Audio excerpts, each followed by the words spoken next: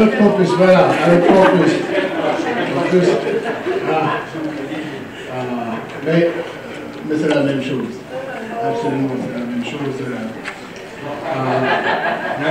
Et puis, notre ancienne collègue, mon ancienne voisine du couloir, une très bonne amie, une collaboratrice, Isabelle Denil, de l'Institut national de recherche scientifique, l'INRS, et puis Jason Doyen, chef de la direction du campus Saint-Jean.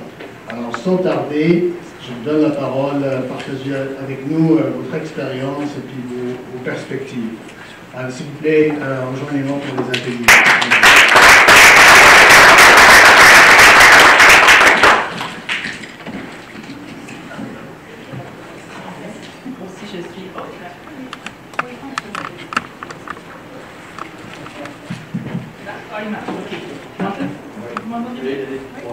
Trois coups, puis là, hop, ça part. Okay, bon, parfait. Bonjour tout le monde, je suis vraiment contente d'être ici. Ça fait 10 ans que j'étais pas venue en Alberta. Je suis heureuse de retrouver mon ancienne communauté. Donc, notre panel, en tout cas, comme moi, mon rôle sur ce panel-là, je suis la non-experte ici. On est des leaders d'université, des leaders d'institutions d'enseignement, mais nous ne sommes pas pour moi, des experts de l'IA, mais nous faisons face au quotidien à ce que moi j'ai appris pour ma présentation, la transition IA. Donc on est vraiment confronté à gérer ce que l'IA amène comme changement dans nos établissements. Et donc c'est de ça que je vais vous parler aujourd'hui.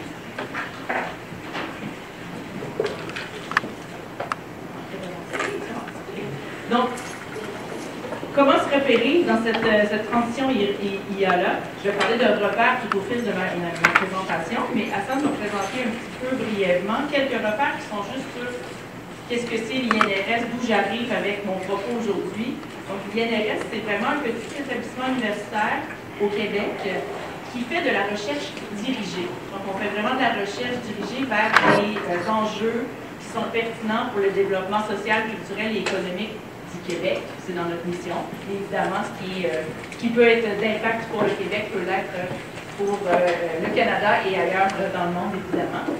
On offre de la formation selon le cycle supérieur, donc vraiment une formation qui est faite par la recherche, à la recherche. Et on a une forte composante de transfert, donc puisqu'on fait de la recherche et de la formation sur des enjeux sociétaux, mais notre objectif, c'est de travailler souvent avec des partenaires, donc d'amener vraiment le transfert des connaissances, la valorisation des découvertes. C'est vraiment notre rôle à l'INRS. En quelques chiffres, c'est 170 professeurs répartis en 4 centres qui sont dans 4 villes du Québec, plus 5 unités mixtes de recherche qui sont dans 5 autres villes du Québec. Donc vraiment une répartition sur le territoire, 800 étudiantes et étudiants au cycle supérieur, donc maîtrise, doctorat, quelques DESS, très peu. Et en moyenne, nos professeurs ont, pour l'année dernière, 468 000 dollars de financement en subvention, partenariat de recherche et ainsi de suite. C'est la plus haute intensité de recherche au Canada, souvent, bon an, mal an, on est dans le top 3, bon an, mal an, et la plus haute intensité de recherche au Québec. Donc, on est vraiment une structure particulière, avec une mission particulière, vraiment axée sur une forte intensité de recherche, et toute la formation est organisée autour de ça. Dans le H, qui est l'association qui fait le classement STARS, nous a classé premier au monde dans la recherche qui porte sur des enjeux de développement durable. Évidemment, quand on veut avoir un impact positif sur la société, le développement durable dans son sens large, que ce soit l'environnement, mais aussi la justice sociale, donc ces enjeux-là occupent à peu près 83% de toute la recherche qui se fait à l'INRS. C'est le fun de travailler pour l'établissement. Donc, dans ce monde-là, on arrive à la transition IA. Puis juste pour mettre en contexte, l'IA est évidemment un objet de recherche. À la base, on fait de la recherche. On fait de la recherche sur, par exemple, Joey en a parlé, l'impact de l'IA sur le monde du travail. l'impact de l'IA sur les contenus numériques francophones,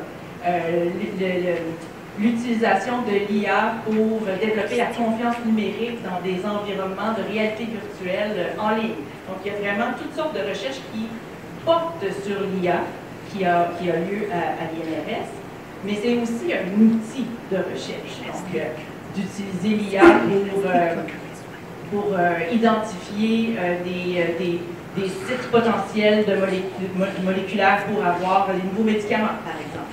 Utiliser l'IA pour analyser des données massives géologiques pour identifier des sites potentiels de mines, par exemple. Ou encore, dans le Grand Nord, assembler des données massives issues de caméras et de senseurs pour avoir un état en temps réel du territoire et travailler en collaboration avec les peuples autochtones pour la saine gestion de leur territoire dans le nord du Québec. Puis, vraiment, l'IA peut être utilisée pour faire de la recherche.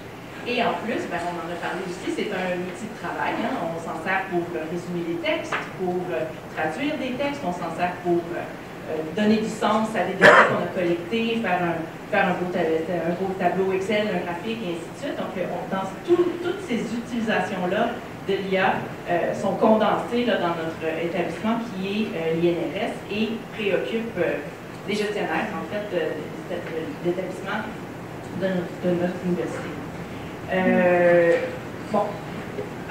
Appel à l'auteur, en fait, je ne sais pas s'il y en a qui avaient vu cet article-là, c'était dans la conversation, qui a été écrit par deux chercheurs de l'INRS, Valérie Langlois et Yvonne Glohagan, qui ont écrit un article sur l'IA. Donc, l'IA est un raz-de-marée pour la communauté scientifique, comment réagir, et dans leur article, interpellent les gestionnaires des universités, les administrateurs des universités, en nous disant on n'a pas de politique sur l'IA, on s'en sert allègrement, on enseigne avec, on fait la recherche avec, mais on n'a pas de guide, donnez-nous des guides. Donc, les propres professeurs qui écrivent ça dans la conversation, on se dit, ben, je pense qu'il faudrait leur en fournir des guides s'ils nous en demandent.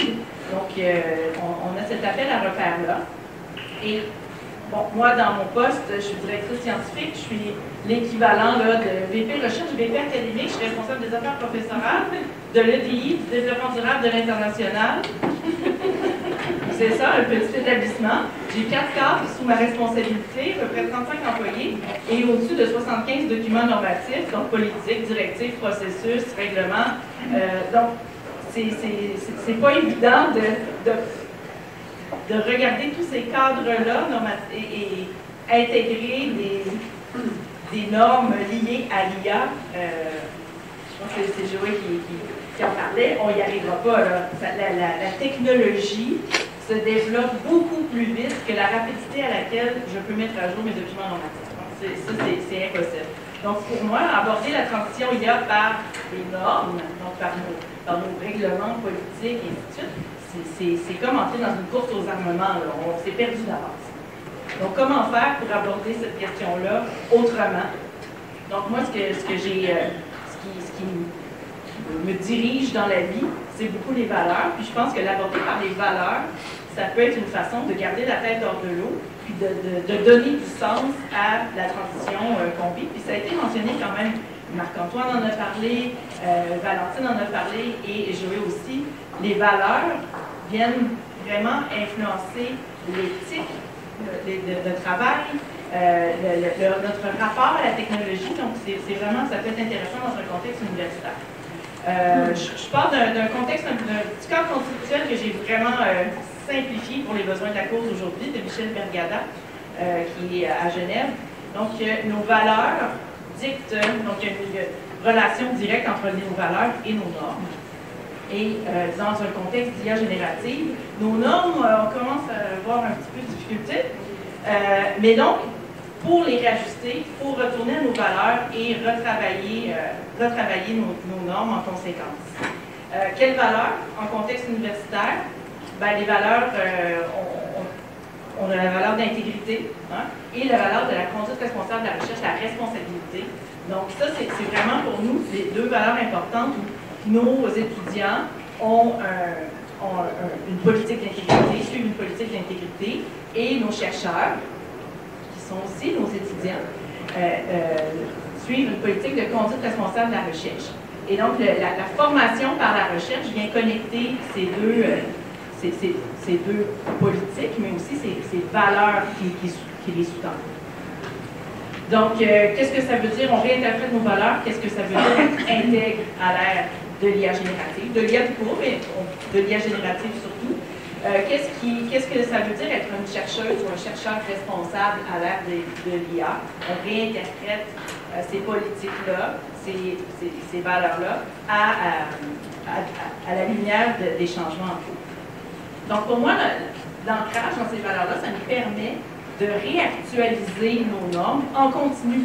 Et c'est ça qui est important pour nous, ça change trop vite. Il faut pouvoir en continu jouer avec se questionner sur nos valeurs et sur nos normes.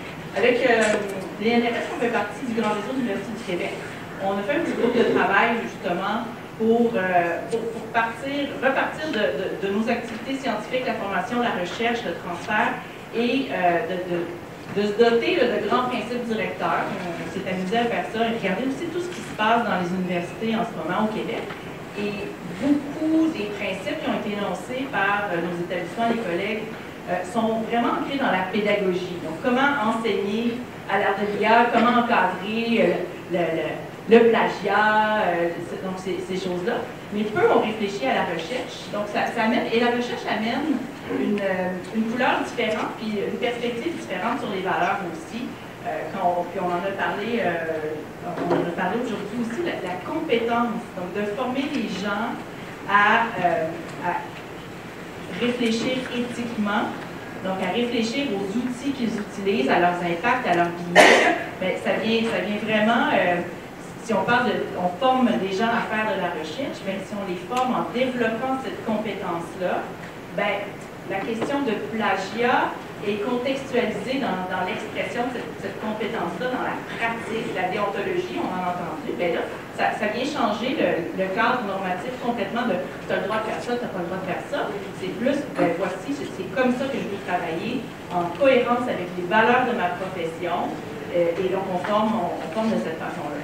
Donc les grands principes, là, on en a entendu parler, puis je vais pas, j'ai pas regardé mon temps, mais responsabilité humaine, hein, donc j'ai réalisé peut-être quelques enjeux quand même avec ce principe-là, de demeurer la personne en contrôle de ce qu'on fait avec l'IA, la transparence, dire aux gens qu'on l'utilise, l'intégrité, donc de la propriété intellectuelle, de les crédits, donc, je ne vais pas élaborer trop là-dessus. L'usage éclairé, donc comprendre ce que l'IA fait quand on s'en sert, comprendre ce qu'elle a comme impact, comme biais, l'impact sur l'environnement aussi, on n'en a pas parlé beaucoup à date aujourd'hui, mais de réfléchir aux impacts environnementaux de l'usage de l'IA et toute la notion de sécurité et confidentialité des informations. Au Québec, on a des nouvelles lois aussi sur la protection des renseignements personnels, mais en recherche, on a tout un encadrement normatif à la gestion des données de recherche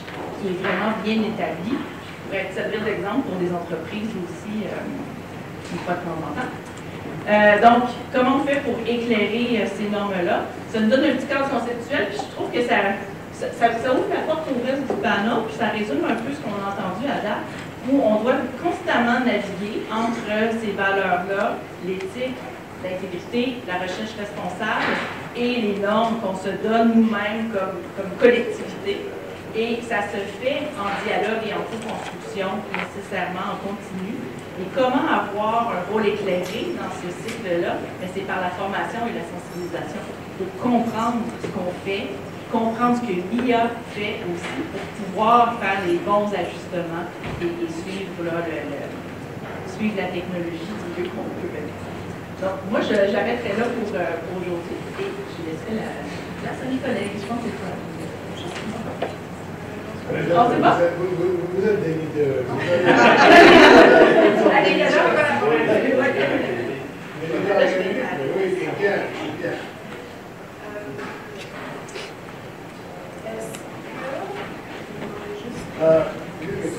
De toute façon, je vais commencer. Je n'ai pas vraiment besoin de ma présentation, mais elle va quand même m'aider plutôt vers la fin. parlais de comprendre, j'avais envie de commencer par une citation qui est la suivante. Dans la vie, rien n'est à craindre, tout est à clair. Il est temps à présent de comprendre davantage afin que nous puissions avoir moins peur. Marie Curie. Et puis, j'avais envie de commencer comme ça parce que moi, dans mon rôle actuel, puis dans les rôles que j'ai joués précédemment, j'ai réfléchi beaucoup aux méthodes d'enseignement qu'on utilise dans le contexte universitaire, puis aux failles, dans le fond, qui existent dans le système. Puis en fait, je vais commencer peut-être par me mettre en contexte de l'Université de l'Alberta. C'est ici que j'ai commencé comme professeur. C'est ici que je suis devenue professeur et que j'ai continué ma carrière petit à petit. Je suis arrivée ici avec une formation en linguistique appliquée puis des connaissances dans le domaine de l'acquisition des langues secondes. Ce qui fait que j'avais déjà étudié, par exemple, les théories de l'apprentissage, explorer les mécanismes cognitifs aussi, qui expliquent, qui nous aident à mieux comprendre le développement cognitif et le développement humain. J'avais maîtrisé les approches didactiques. Par contre, comme beaucoup de collègues, quand je suis entrée dans l'enseignement ici même à l'Université de l'Alberta, c'était avec la conviction que je devais démontrer ma maîtrise de mon expertise. Et puis c'est avec cette lunette-là que j'ai commencé à enseigner. En croyant que, en maîtrisant mon contenu et en utilisant des stratégies d'enseignement à gauche et à droite, que je faisais une bonne job. Puis c'est peut-être vrai.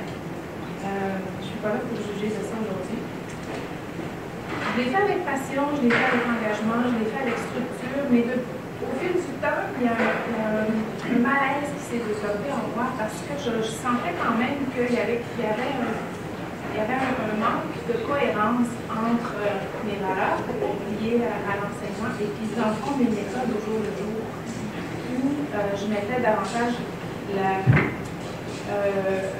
l'emphase sur mon contenu plutôt que sur la notion d'apprentissage, sur mes étudiants. On parle tous de l'apprentissage des étudiants. Et moi, je trouvais en tout cas que dans ma pratique, je le faisais moins et je le prêchais.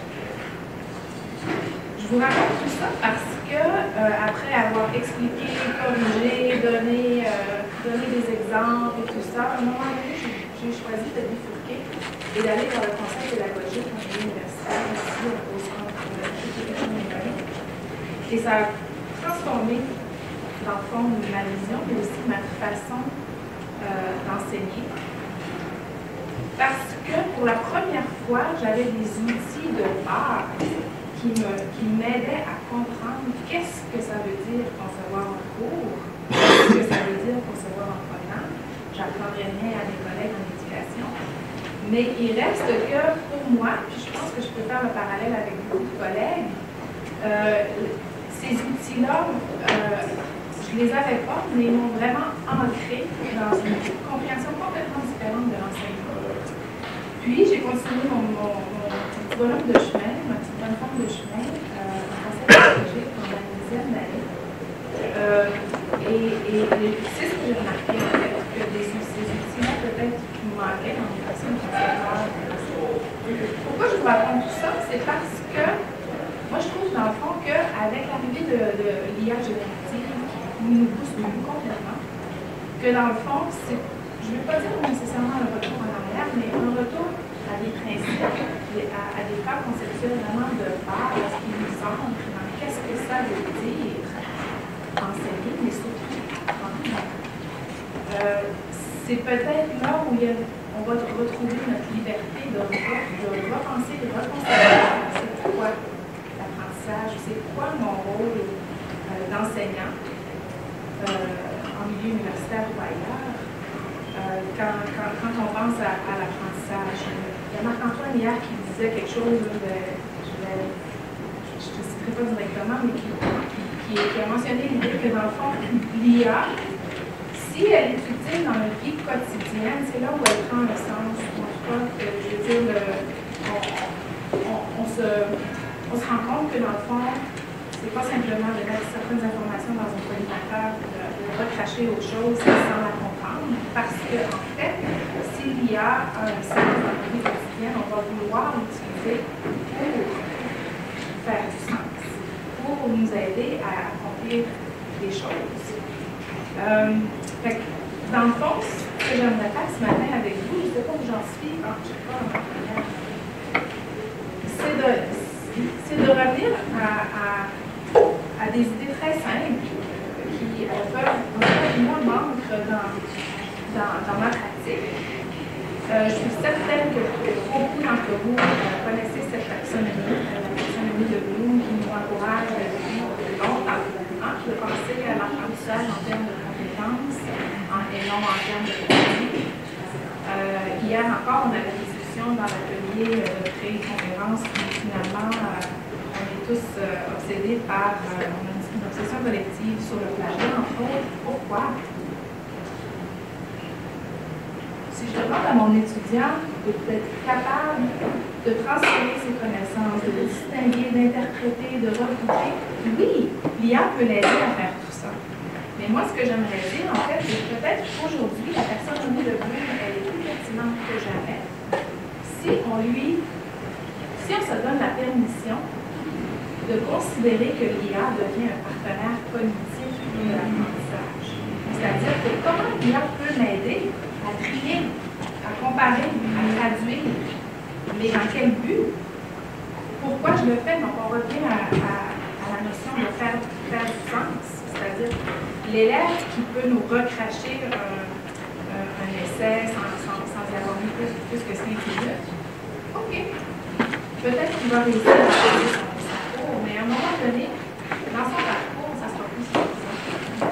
Alors, moi, je me dis, en tout cas, je suis peut-être optimiste ou enfin idéaliste, mais je me dis que, tu sais, on est tous des êtres humains, que nos apprenants ici, à un moment donné, nous pouvons faire ce constat-là que l'IA ne sert à rien si on ne comprend pas ce que l'IA nous crache.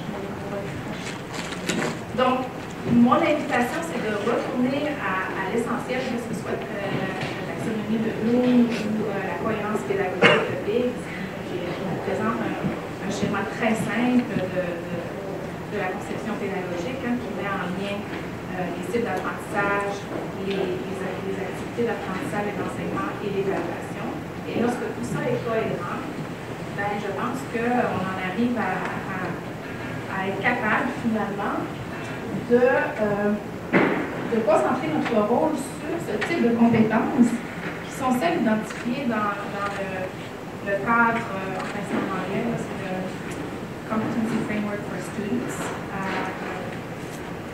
qui a été publié en 2024 par l'UNESCO concernant l'utilisation de l'IA, qui nous ramène encore une fois à des compétences vraiment transversales, qui s'éloignent bien sûr du contenu, parce que le contenu, on y est partout maintenant. Alors, est-ce qu'on favorise un esprit critique chez les étudiants en ce qui concerne l'utilisation de l'IA? Est-ce qu'on priorise une interaction centrée sur l'IA? Et voilà, ça se décline en 5 ou 6 différents principes. Donc, selon moi, c'est ça notre rôle d'éducateur.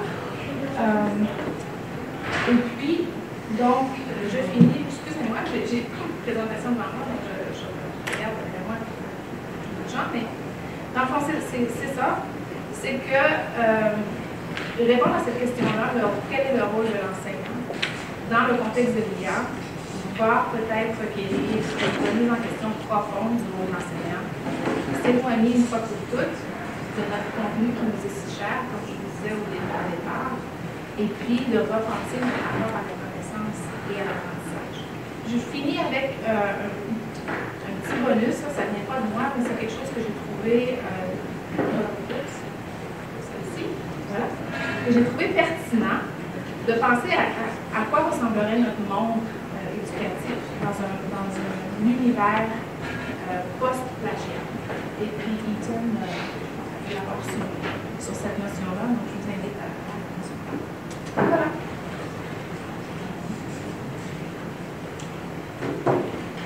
Bon, Bonjour à vous tous. Merci pour votre présence. Merci aux organisateurs de Congrès du Loyer. Je suis ravi d'être ici. À titre de vice-recteur associé à la francophonie, je suis responsable pour le mandat du bilinguisme et de l'espace francophone à l'Université d'Ottawa. Qu'est-ce que ça veut dire? Ça veut dire s'assurer le rayonnement de notre université dans les communautés francophones, de maximiser les partenariats communautaires et interinstitutionnels, être le revendicateur au sein des paliers gouvernementaux pour la mission francophone de l'Université d'Ottawa, et aussi s'assurer que l'expérience de nos étudiants est conforme à nos obligations. Nous nous sommes dotés d'un règlement sur le bilinguisme modernisé en 2023 et un règlement académique sur le bilinguisme. L'Université d'Ottawa, c'est une grande université avec presque 50 000 étudiants, dont 15 000 étudient en français. Nous offrons 384 programmes en français et la grande majorité de nos programmes sont offerts uniquement à l'Université d'Ottawa dans un contexte franco-ontarien. Alors, si ce n'est pas l'Université d'Ottawa, il y a une forte possibilité que la formation n'est pas offerte en français. Alors, le principe de l'égalité réelle est un principe qui est très bien ancré à l'Université d'Ottawa. Je parlais avec une collègue québécoise hier du concept de l'égalité réelle, et dans un concept québécois, l'égalité réelle n'est pas un terme juridique qui est bien ancré, puisque le français domine. Mais en Ontario, on est en contexte anglo-dominant, et c'est encore plus anglo-dominant en Alberta, à comparer à l'Ontario, puisque la population francophone elle est plus limitée.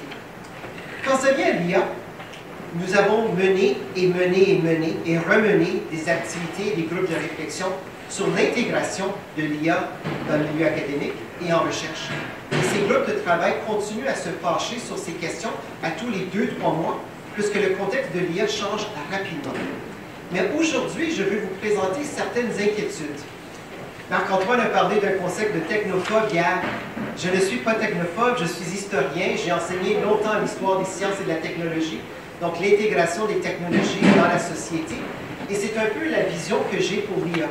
Mais je vais vous donner 2 exemples très pratico-pratiques. Madame du bureau du commissaire à la langue, aux langues officielles, je ne dépose pas plainte aujourd'hui, mais question de réflexion. L'IA est tellement utile quand ça vient à l'ouverture vers les langues. Mais qu'est-ce qui arrive à la langue minoritaire quand on a accès à ces outils? J'ai participé à un atelier convoqué par un sous-ministre à Ottawa et la réunion s'est déroulée en anglais. Je me suis fait dire, si je voulais avoir accès aux informations, que la conférence était disponible avec Wordly. Je n'avais qu'assisté à Wordly. On entend souvent dans les journaux que la haute gestion du gouvernement fédéral est très anglo-dominant, que plusieurs sous-ministres ne parlent pas, mais quand ça arrive à des conversations communautaires et que nous, comme francophones, on se fait dire l'accès au contenu est disponible via Wordly, ça mène à des sources d'inquiétude. Continuons un peu plus loin. Le mandat universitaire francophone en contexte minoritaire est sous-financé. L'Université d'Ottawa a démontré un manque de sous-financement de notre province de 50 millions par année. Ça veut dire qu'on doit en faire plus avec les ressources qu'on a. Et on se tourne davantage à l'IA. Moi, je suis responsable, à titre de vice-recteur associé de la francophonie, de l'interprétation de l'égalité réelle. Est-ce qu'une conférence qui a lieu en anglais, dont Wordly donne accès au français, représente l'égalité réelle? Non, absolument pas. On doit s'assurer que nos experts qui sont devant nous peuvent autant présenter en français et en anglais et que nos 2 communautés linguistiques peuvent bénéficier de la traduction vers l'autre langue. Mais ce n'est pas 100% vers l'anglais qui permet à un francophone d'avoir l'égalité réelle. Songeons au sous-financement. En Ontario, il y a vraiment une centralisation de l'éducation numérique en ce moment. Dans le contexte des collèges communautaires, dès qu'un collège communautaire offre un cours numérique, les 22 autres collèges anglophones n'ont pas la capacité de lancer le même cours. C'est une question de centraliser les ressources. Avec la crise financière, avec la perte des étudiants internationaux, on voit de moins en moins de programmes dans les collèges. La question devient, est-ce qu'on va se faire dire que Wordly peut traduire les cours en anglais vers les cours en français? C'est des questions qui vont se poser. Et c'est là où on doit vraiment mener des grandes réflexions. À titre de vice-recteur associé à la francophonie, je suis aussi responsable pour l'expérience étudiante. L'Université d'Ottawa recrute de façon très active des Québécois et des Québécoises et des internationaux francophones dans notre université. On ne peut pas les accueillir dans notre université et leur dire « les lectures sont en anglais. Si on est une université francophone, on doit s'assurer que les savoirs scientifiques sont également disponibles dans la langue de Molière. Et on se fait dire souvent, aucune inquiétude, l'IA va nous permettre une traduction de tous les articles scientifiques, mais qu'il vient nuire aux droits d'auteur. Et de plus en plus, on voit des professeurs qui veulent faire tout dans le meilleur intérêt de leurs étudiants, s'assurer que l'égalité réelle existe, mais en limitant l'accès aux journaux, aux articles, via l'intelligence artificielle. Non. La phase de très bien démontrer que 95% de toute la recherche scientifique au Canada qui est financée par le gouvernement fédéral, les ressources de plainte, a lieu en anglais. Des professeurs qui soumettent des demandes de financement au CRSH se font des fois refuser 2-3 fois quand la demande est soumise en français, mais se font accepter dès qu'ils le remettent en français. Donc, il y a un biais contre le savoir scientifique. Ce n'est pas l'IA qui peut nous aider dans le contexte de l'égalité réelle. Combien de fois est-ce que dans des cours en Ontario français, on utilise des manuels de la France et de la Belgique pour venir enseigner à nos étudiants franco-ontariens? On le doit, puisqu'il n'y a aucune ressource pédagogique qui existe en français. On enseigne les ressources humaines à l'Université d'Ottawa. Dans les ressources anglophones, ça va, mais dans les ressources humaines, on utilise des manuels du Québec. Mais les lois du Québec en ressources humaines ne sont pas les mêmes qu'en Ontario. Donc le poids politique et le poids pédagogique sur nos professeurs, elle est énorme. Donc ce n'est pas l'IA qui va nous aider. Alors on doit vraiment s'assurer que l'égalité réelle est respectée à tous les égards. L'IA doit être embrassée, on doit en faire plus, mais la question, c'est l'avenir de la francophonie en contexte minoritaire ne peut pas passer par l'IA. Elle passe par nous comme étant des franco-parlants qui peuvent s'assurer le rayonnement de notre langue, de notre culture. On a utilisé hier des exemples anglophones pour démontrer des faits en français. Et ce n'est pas pour nuire à ces exemples, mais on doit s'assurer que la langue, la culture, le lexique franco-ontarien, que le lexique franco-albertain soit bien respecté dans tout ce qu'on fait. Et ça ne passe pas par l'IA. Alors, il y a vraiment une place pour nous tous. L'IA vient en appui, mais ne vient pas remplacer. C'est mon cri du cœur pour l'IA d'aujourd'hui. Merci.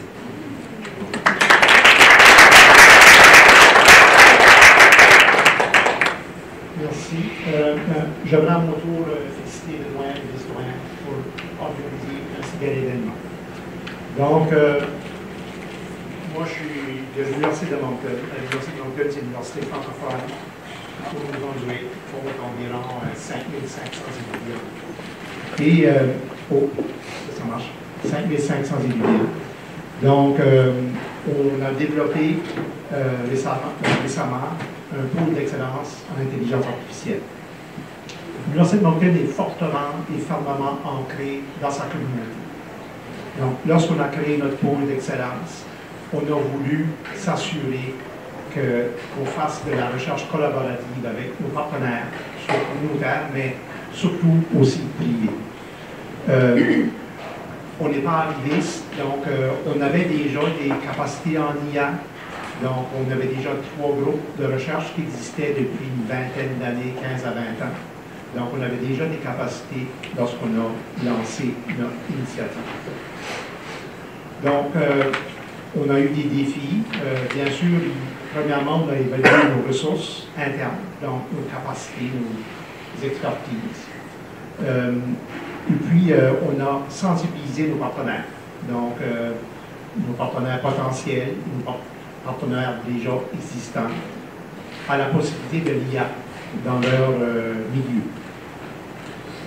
On a aussi à évaluer les besoins de nos partenaires.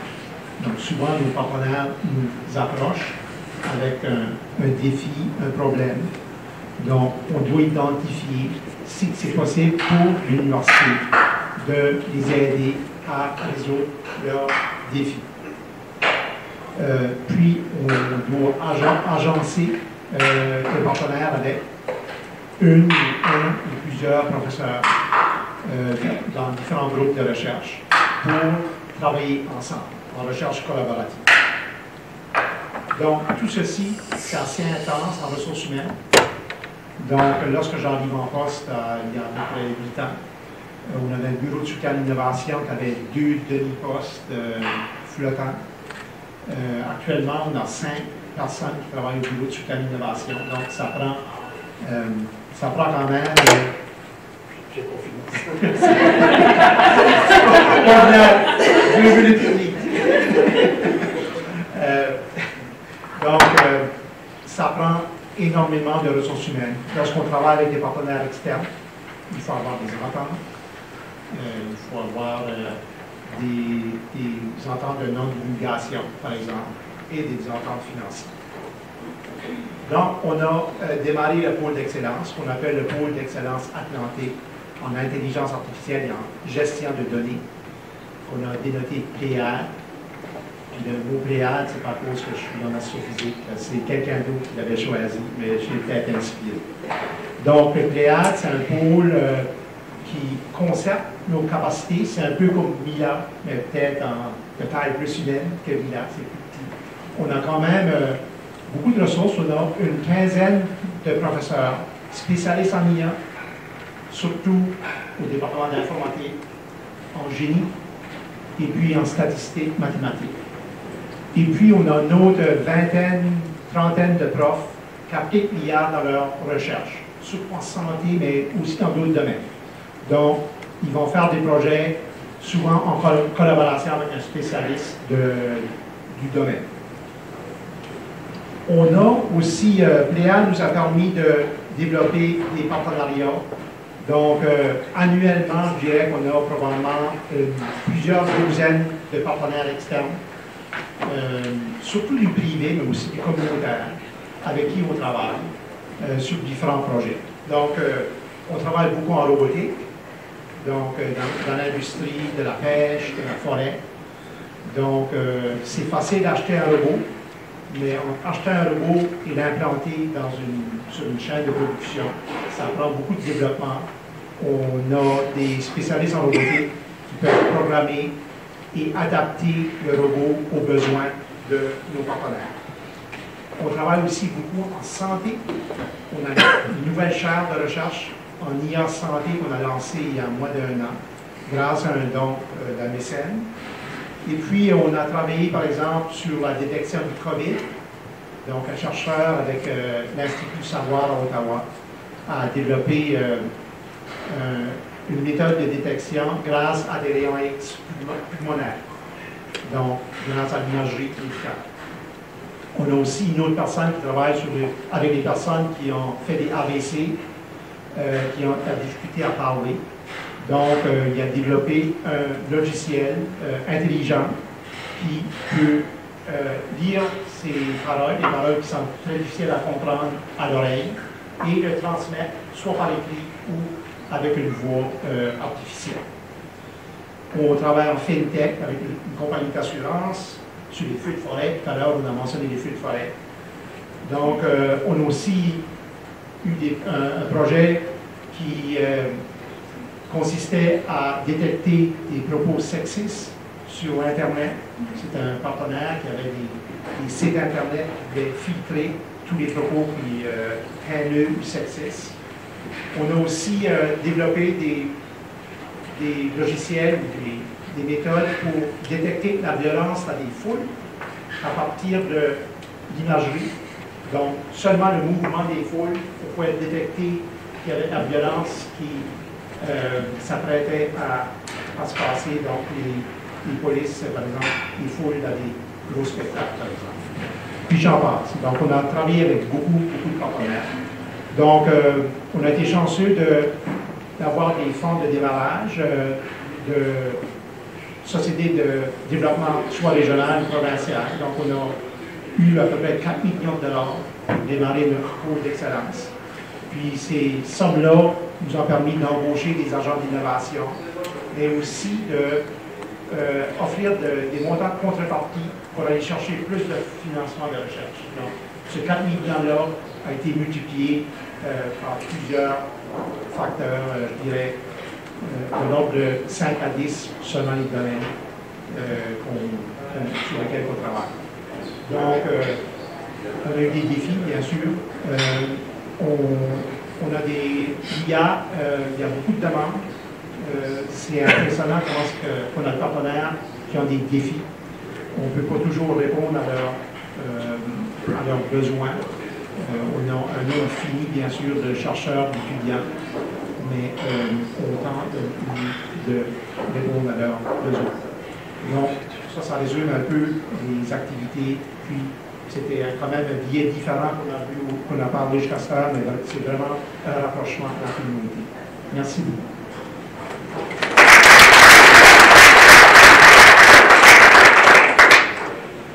Merci. Alors, je m'attendais à passer en premier, alors je vais m'assurer de ne pas répéter ce qui s'est fait dire par les experts ici, parce que je vais m'assurer qu'on a du temps pour les questions. Je suis sûr que Sam l'apprécierait. Alors, Sam m'a demandé de parler un peu de ce qu'on fait au campus Saint-Jean présentement au contexte de l'IA. J'aurais pu aussi vous parler de ce que je fais ce que j'ai fait au point de ma recherche, lorsque j'étais un peu plus actif dans la recherche. J'ai travaillé avec Rich Sutton, avec sur l'intelligence artificielle. J'étais juste ingénieur mécanique. J'ai entendu bien, c'est lui qui avait l'autre côté des choses. Et un jour, ça serait vraiment une conversation intéressante à avoir aussi. Alors, pour vous parler un peu de ce qui se passe ici au campus, tout ce que je voulais dire, selon moi, c'est plus une question de si on devrait le faire, on doit le faire. C'est absolument essentiel que le campus Saint-Jean, selon moi, soit un chef de file pour pouvoir vraiment revaloriser encore notre campus qui, comme on le sait, est relié à l'Université de la Ville. C'est un avantage énorme. Plusieurs de nos collègues ici qui sont venus à cette conférence nous ont dit, justement, on est tellement impressionnés par le fait que le campus francophone aide dans l'Ouest canadien. C'est vraiment un lieu. Et on va prendre avantage du fait qu'on fait partie de cette université, l'Université de Laval, qui, sans elle, on serait plus ici. Alors, je vais sauter, j'avais un beau discours d'écrit, merci de m'avoir coupé à ce que j'avais à dire. Alors, vraiment, ce que je vais essayer de faire, maintenant, c'est de parler des choses qu'on fait ici au campus pour aller de l'avant. Alors, comme vous savez, nos collègues ont parlé de l'importance de considérer les compétences, non seulement les connaissances. Alors, moi, en tant qu'ingénieur, une chose qui est absolument vitale dans notre programme professionnel, c'est que, justement, ça fait longtemps qu'on s'éloigne de juste des questions de connaissances. On veut que les ingénieurs, ça ait des compétences. Et une compétence qui est vraiment importante, selon moi, et celle qui est même critique pour une personne en génie, c'est la capacité de pouvoir apprendre. Lifelong learning, comme on dit en anglais. Alors, c'est plus une question de vous apprendre ces choses-là, c'est vraiment vous apprendre à comment apprendre. Et dans le contexte de l'intelligence artificielle, ça va être très important de considérer ça aussi. Parce que s'ils sont plus capables d'apprendre, c'est des choses que justement Marc-Antoine a dit, on devient plus ou moins obsolète dans ce cas-là. On va aussi reconsidérer comment on fait notre évaluation. C'est absolument vital, comme ça a été mentionné. Je vais citer un cas que Anne nous a amené hier, où est-ce qu'il nous disait que ces personnes étudiantes avaient écrit un beau texte pour un beau rapport, entièrement en anglais, et ensuite de ça, il avait traduit, il l'avait soumis à cette façon. Alors, il y a des questions de est-ce qu'on peut accepter ce genre de travail-là? Il semble que la personne étudiante a quand même des capacités d'avoir écrit un rapport qui répondait aux besoins. Mais à quoi on sert, nous, au point de vue de l'institution francophone, si on écrit tout en anglais, puis ensuite on se fait traduire. Alors, il y a des questions qu'on va devoir se poser à ce point-là. Alors, au point de vue d'une institution comme la nôtre, qui est petite, oui, les questions qu'on va se poser, qu'il va mentionner, c'est une question de financement. Alors, on a des budgets limités, mais on veut quand même investir. Alors, des choses qu'on a fait depuis qu'on était je suis ici, ça me prédate quand même de plusieurs initiatives pour lesquelles on peut préparer notre communauté. Alors, on a organisé des forums, bien entendu parler de cette merveilleuse conférence sur l'IA, animation de débat, on a mis en place des ateliers pour la formation pour notre personnel étudiant, qui est absolument vital. Si on veut avoir une transition, on le dit, on doit les former. Alors, notre rôle, en tant qu'administrateur, c'est d'investir dans la capacité de nos personnes pour y aller. L'engagement, comme je dis, ça nécessite un investissement complet. On a aussi investi dans notre infrastructure au campus Saint-Jean. Vous ne voyez peut-être pas encore, mais officiellement, après le dernier examen aujourd'hui qui va être conclu, on ferme les portes de la baraque quasiment en entier parce qu'on va faire des rénovations énormes à nos bureaux. On a déjà fait des investissements dans nos salles de classe. On va avoir plusieurs salles de classe. On va... C'est mieux? Ah, c'est ça?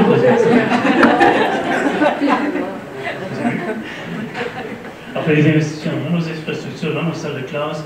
On investit quand j'ai dit en des formations. Mais je dirais que le plus grand défi qu'on semble avoir, et c'est ici que je voudrais demander aux experts qui sont dans l'IA, qu'est-ce qu'on peut faire? Et j'ai l'impression que nous, comme administrateurs, on nous demanderait qu'est-ce qu'on pourrait faire. Le plus grand défi, c'est vraiment le buy-in de notre corps professoral. Alors, au campus Saint-Jean, on a à peu près une cinquantaine, soixantaine de personnes qui enseignent, plus que ça, aussi en temps partiel. J'ai compté rapidement ici, je pense qu'on en a 14. Une des choses qui est très différente, je mentionnais ça justement à la directrice de Maurice Lavallée, si eux peuvent mandater que leur corps enseignant crée des formations, nous, on n'a pas le droit de faire. On ne peut pas forcer un professeur à faire quoi que ce soit. Alors, comment pouvez-vous nous aider à faire du buy-in du point de vue de l'éducation et de la pédagogie en considérant l'intelligence artificielle? C'est selon moi le plus grand défi. Alors, si vous avez une réponse à cette question-là, je vous remercie. Je m'attends. Alors, pour voir s'il y avait d'autres choses que je voulais mentionner. La collaboration, évidemment. Au point de vue d'une institution comme la nôtre, oui, on va collaborer avec le Campus Nord, avec ENI, avec des gens comme ça. Mais aussi, comme institution francophone, on doit se maintenir entre nous. On doit travailler ensemble, et ça fait au moins 2 congrès où est-ce qu'on pense que les institutions doivent travailler ensemble, justement, en partenariat, parce qu'on ne peut pas tout faire. Alors, je relance l'appel. On doit trouver des façons de travailler ensemble sur tous les niveaux, et il y a un lien aussi. Le campus peut développer une expertise, mais il y en a d'autres expertises ailleurs. Un exemple de collaboration que le campus Saint-Jean fait, c'est justement, on va travailler avec le Centre Innova de l'Université d'Ottawa. On veut être un des premiers satellites et travailler avec eux.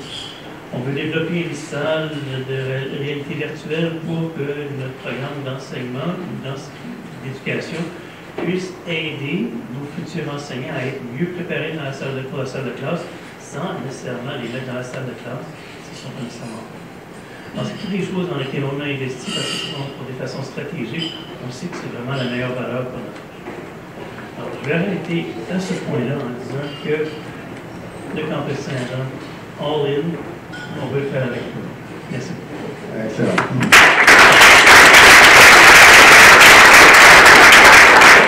Merci beaucoup les amis, merci pour ces perspectives, la façon de présenter les défis change d'une institution à une autre, et c'est super. C'est cette diversité justement au sein de la francophonie nationale qui est aussi passionnante. Et c'est quoi le mot que Marc-Antoine a utilisé pour l'IA? Non, pas monade. L'IA est fascinante. Elle est fascinante, voilà. C'est comme l'IA, elle est fascinante cette diversité, absolument. De membres de Campus Saint-Jean, l'IOF, Ottawa, l'INRS, on voit que les objectifs convergent de la part d'un mathématicien pour respecter mon langage, mais on a des approches qui sont complémentaires et justement, la collaboration est absolument clé pour que la francophonie s'enrichisse davantage, soit renforcée. Alors je vous invite à cuisiner nos leaders, à les mettre devant des questions difficiles. Où est Tammy? Tammy qui a préparé l'audience justement pour vous questionner, pour vous poser des questions difficiles comme elle disait. Et puis à la fin, Valentine pourrait peut-être vous, maintenant si tu veux, répondre à la question de Jason. Voilà, Marc-Antoine a le micro. Valentine, elle est plus Oui. Engagement. Donc, vous utilisiez le mot buy-in. Moi, je parle beaucoup d'engagement citoyen. Ça fait 8 ans que je travaille dans le domaine de l'engagement citoyen sur l'IA. Et l'art est un outil extraordinaire. Parce que l'exposition, c'est pas obligé d'être une exposition d'art généré, ça veut dire une exposition d'art qui questionne les différentes implications. Je me rappelle, en fait, une des dernières fois, j'étais en Alberta, c'était au Banff, au centre d'art de Banff. Et puis, il y avait quelqu'un dans la salle qui m'avait dit « Oui, mais comment on fait pour avoir plus de femmes qui s'intéressent à l'IA? » Et j'ai dit « Arrêtez d'aller forcer les femmes à s'intéresser à l'IA, allez voir où les femmes sont, où est-ce qu'elles travaillent, où sont leurs intérêts. » Je trouve que les arts, c'est une façon vraiment de créer cette espèce de dialogue, entre autres. Et ça ouvre aussi la porte à ma question, qui veut bien répondre. Vous avez parlé de collaboration avec des organismes de la société civile, avec des organismes communautaires. Quand je suis entrée dans le domaine, à l'époque, je me disais, il faut vraiment qu'il y ait plus de participation de la part des organismes communautaires, des organismes de la société civile, parce que leur objectif, généralement, c'est une mission environnementale, c'est une mission sociale. Donc, s'ils s'intéressent à l'IA, on va avoir des chances d'avoir un encadrement qui est plus éthique, un développement de l'IA qui va avoir une mission plus d'utilité sociale pour le bien commun. Donc, j'ai eu de la difficulté, moi, au cours des dernières années, en observant les différentes universités, de voir comment ils collaboraient vraiment, comment ils partageaient vraiment le financement de recherche avec les organismes. Tu sais, donc, la reconnaissance de la recherche-action, de payer les participants citoyens, quand on fait des résidences art et IA, de ne pas utiliser les artistes pour arriver à certaines fins, mais plutôt que de vraiment les engager dans la conversation puis qu'ils soient payés à travers certains financements de recherche. Donc, ma question pour tout le monde, c'est, en tant que leader dans le secteur académique universitaire, comment est-ce que vous voyez un engagement de la société civile au sujet de l'IA en collaboration avec vos chercheurs?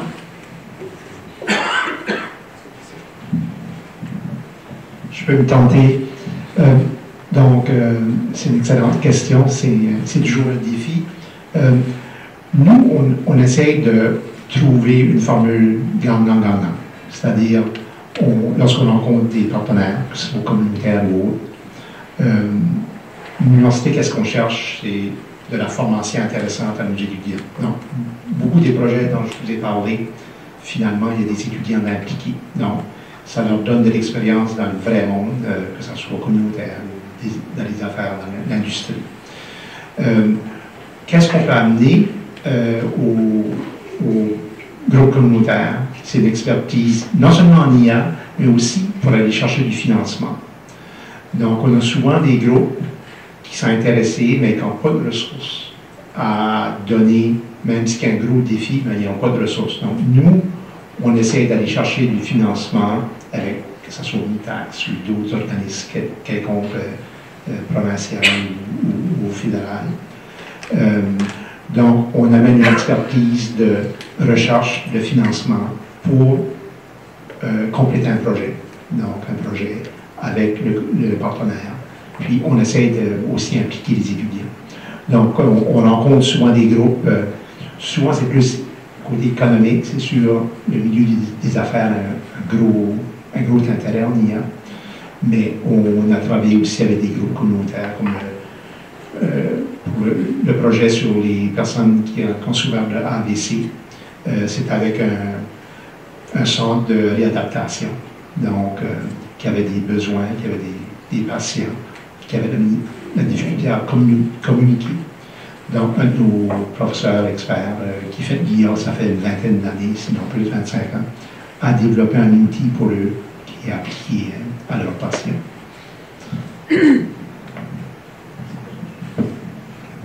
À l'Université d'Ottawa, ça fait longtemps qu'on fait des partenariats communautaires, mais la capacité des acteurs communautaires à s'engager avec nous, elle est variante. Pour les PME, peu importe si c'est communautaire ou non, les PME n'ont simplement pas la capacité en ressources humaines de venir à la rencontre pour parler de ces dossiers-là. Les grandes entreprises n'ont aucun défi, ils ont le personnel pour venir. Donc, nous, notre stratégie au cours des dernières années, c'est de bien former nos étudiants qui cherchent des stages et de trouver des façons gagnantes d'avoir ces stages dans ces organismes communautaires. Donc, on a des ambassadeurs de l'interne qui viennent inciter par les nouvelles approches que les étudiants et étudiantes vont apporter à ces organismes, de voir comment est-ce qu'on peut les transformer. Nous, on s'assure que nos étudiantes et étudiants aient une bonne compréhension de tout ce qui est possible avec l'IA. Alors, c'est vraiment de les inspirer et par la suite, il y a des conversations porteuses qui peuvent avoir lieu.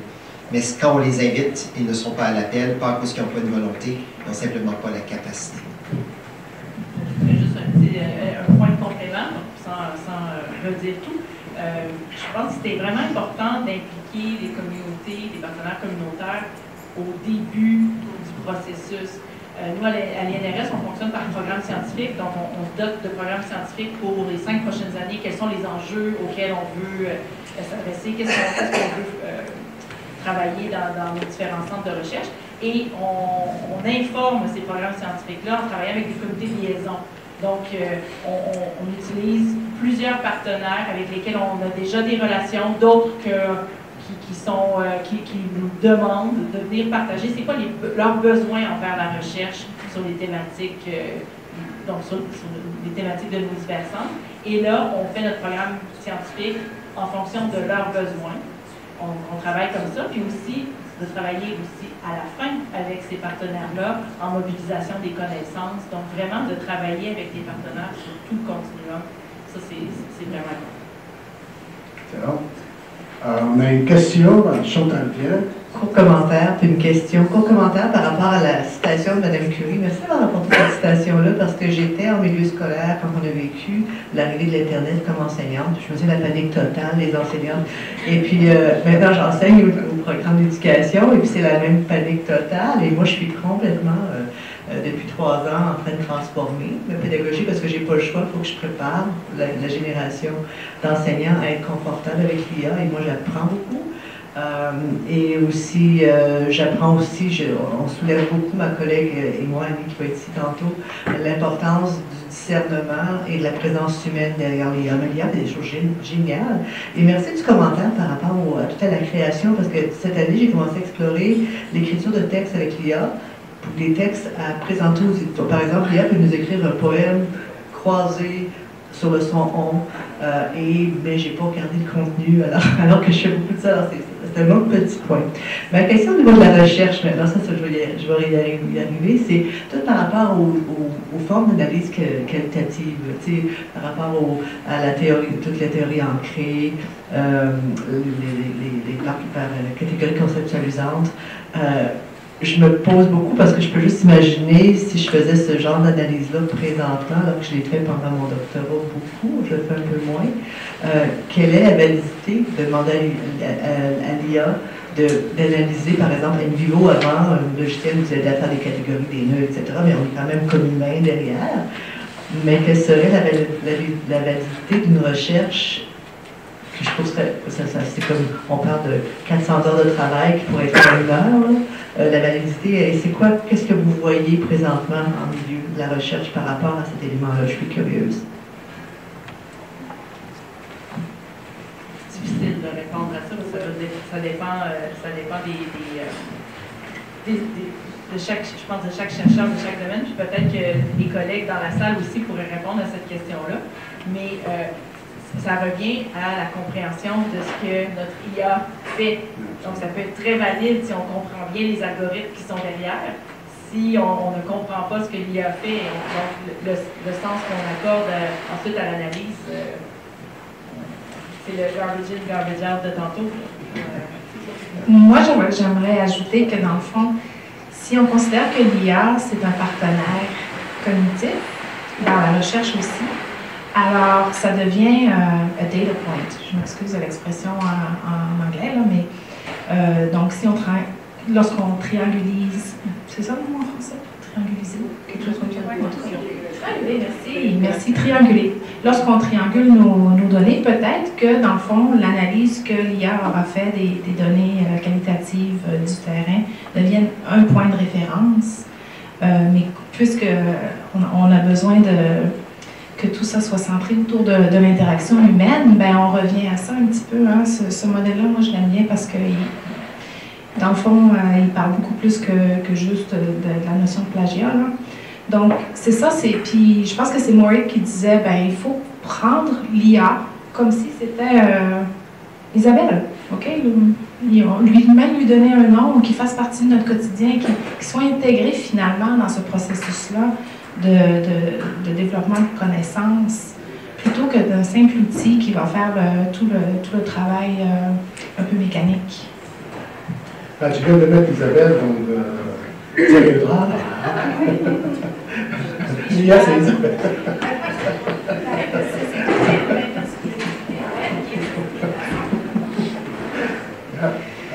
Oui, Marie-Claude. La nouvelle directrice du réseau Santé Alberta, une collaboratrice et une amie fidèle du campus Saint-Jean. Merci beaucoup. J'ai une question qui, je pense, va toucher plusieurs personnes sur le panel, mais aussi, je me regarde, Joey, là, puis je pense à vous.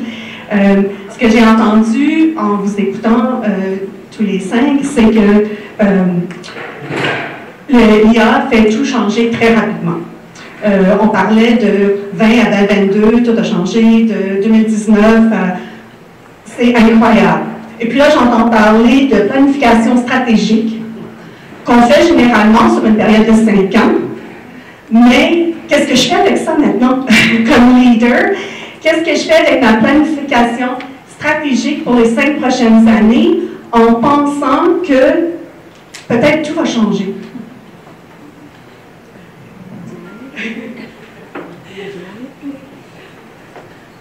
Une réponse extrêmement courte. J'ai travaillé avec des startups dans le domaine de la tech et puis je suis certaine que tout le monde est au courant de l'expression de construire l'avion pendant qu'il tombe. Oui, mais on va réussir à le construire puis on va s'envoler puis ça va être magnifique. C'est un beau message positif pour l'éditeur.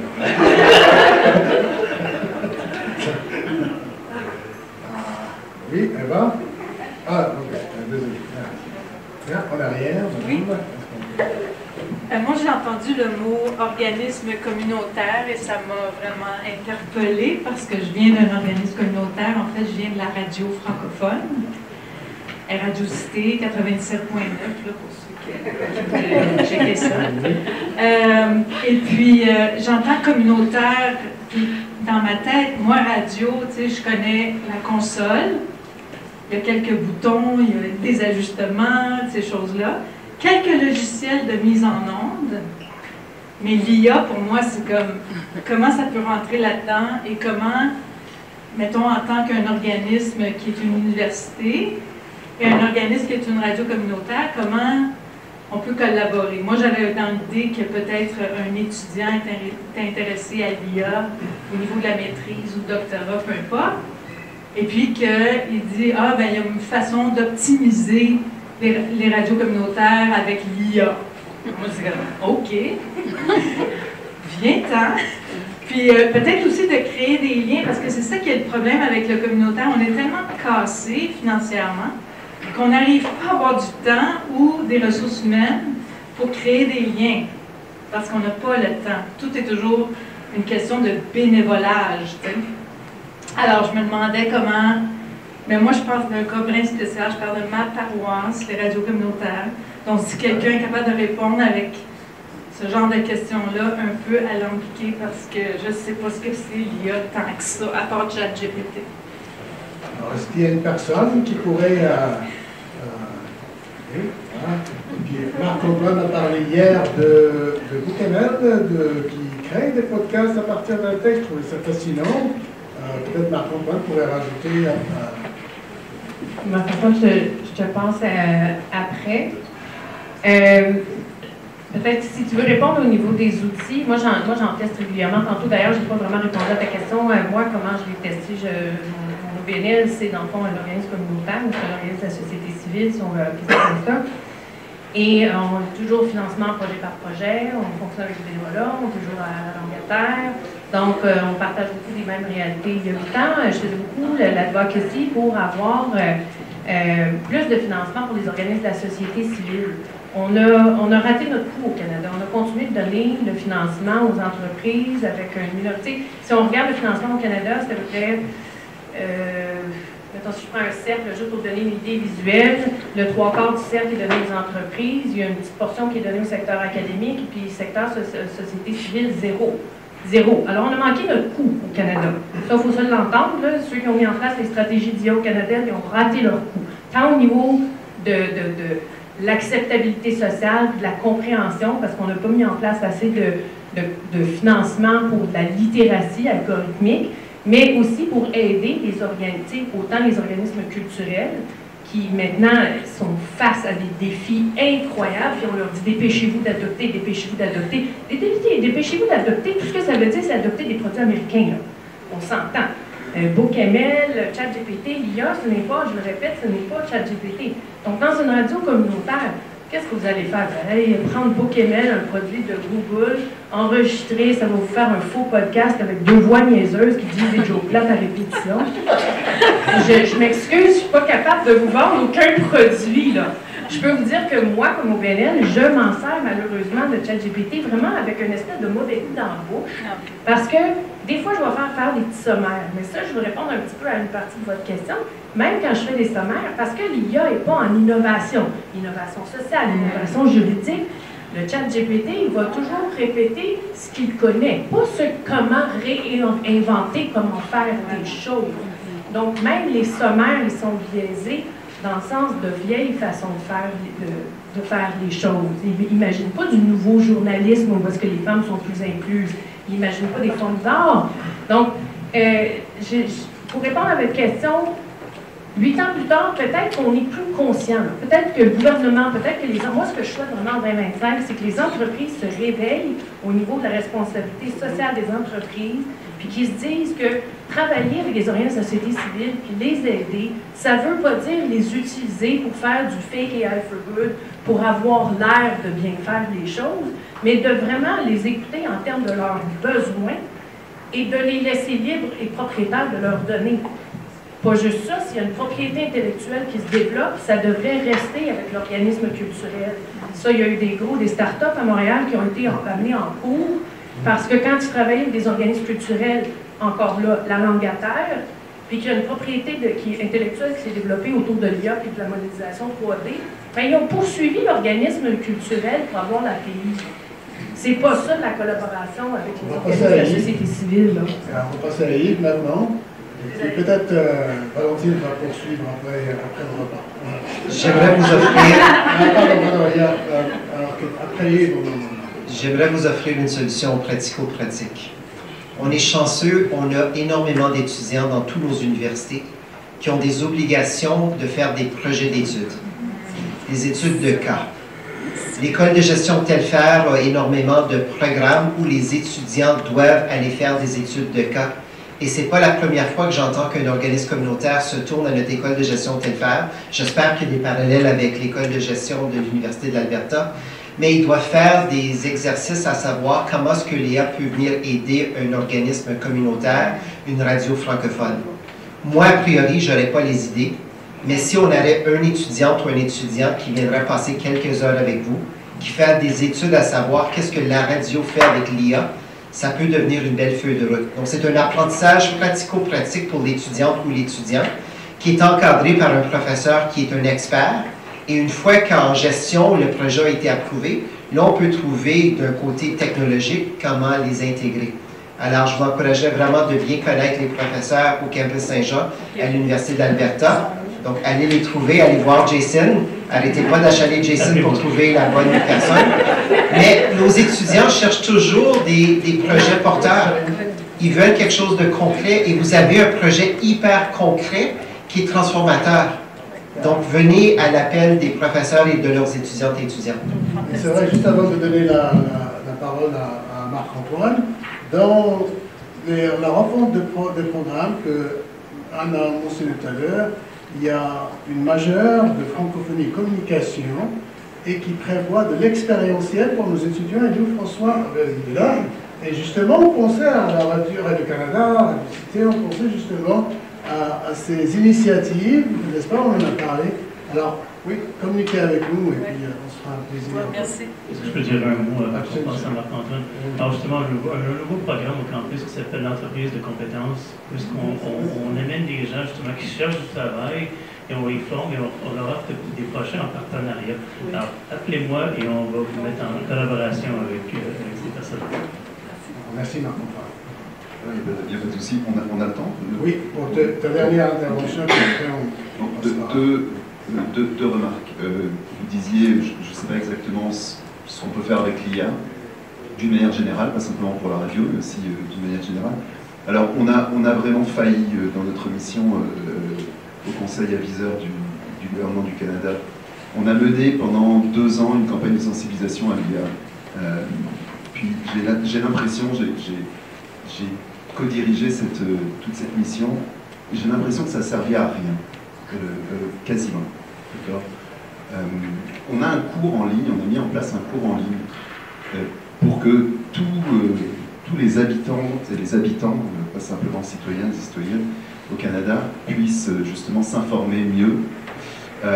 Et le grand défi, c'est justement de rejoindre la population, de trouver les bons canaux pour rejoindre la population. C'est le défi peut-être premier de toute organisation, savoir transmettre une information d'un point à un autre. Puis on n'y arrive pas. Je pense que le gouvernement n'en a pas vraiment. Non, bon, on va le dire gentiment, c'est pas leur première affaire sur la table. Donc ça, c'est voilà, c'est aveu d'échec. Ça a coûté un petit peu d'argent quand même, je pense, aux contribuables, pas tant que ça, mais quand même, un petit peu d'argent, ça marche pas. Deuxième réflexion par rapport à l'IA, je vais prendre un point de vue un peu moins technophobe, un peu plus technophile, là. Je pense qu'il ne faut pas attendre non plus des exploits de l'IA, et parfois, il y a une forme de... Kant parlait de misologie par rapport à la raison, en disant il y a des gens qui haïssent la raison parce qu'ils en attendent trop. Il y a une forme de haine de l'IA quand on en attend trop. Donc il faut savoir juste trouver la bonne utilisation, et Joé ce matin aussi parlait de... parfois il faut avoir des solutions modestes. En fait c'est pertinent le terme qu'il faut utiliser ici, c'est trouver l'IA pertinente. Peut-être que dans votre radio par exemple, ça ne servira pas à grand chose. Puis c'est très très correct de dire, moi l'IA, je n'en fais pas usage parce que ça ne m'apporte rien. Peut-être au contraire que ça va vous permettre de faire une veille des informations, qu'il va falloir réviser parce que, avec toutes les imperfections. Donc il va falloir trouver le bon niveau, mais c'est ça. Je mettrai simplement en garde contre une haine déraisonnée de l'IA, parce qu'on en attend trop, et puis le fait d'embrasser l'IA comme on embrasserait Isabelle en disant ben voilà, c'est mon IA, moi je l'utilise tous les jours. Merci Isabelle, tranquille. On est dans ses bras. C'est-à-dire, on s'adonne complètement à ça. Je pense que c'est pas non plus l'objectif.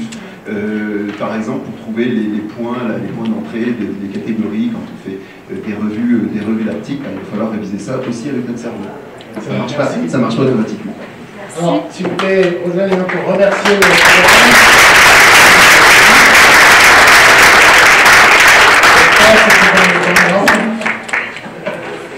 J'espère que c'est dans votre programme. Alors, si on peut faire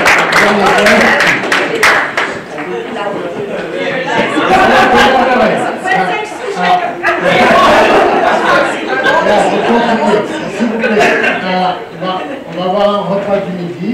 Je vous prie s'il vous plaît de laisser nos invités se servir en premier. Comme ça, ils mangent et pouvaient aller après les cuisiner avec vos questions, profiter de leur présence pour discuter avec eux. Alors j'invite les invités à aller se servir, s'il vous plaît, allez-y. Je vais essayer s'il vous plaît. Oui.